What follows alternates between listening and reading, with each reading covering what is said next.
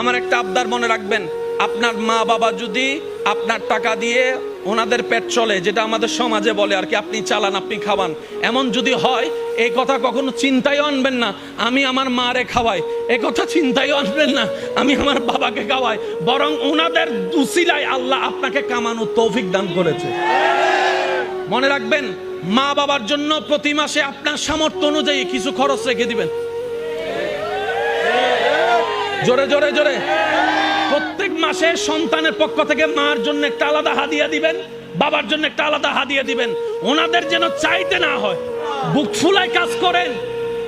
মার জন্য দেন, বাবার জন্য দেন। ঘরে বউ থাকলে বউকে বলেন, ও বউ, তোমার মা বাবা রেখে আসছো, আরেক মা বাবা এখানে আছে, আমি আমার জন্মদাতা মা বাবারও খেয়াল রাখবো। ওই মা বাবার কারণে যে তোমাকে পেয়েছি, ওই মা বাবারও খেয়াল রাখার চেষ্টা করব।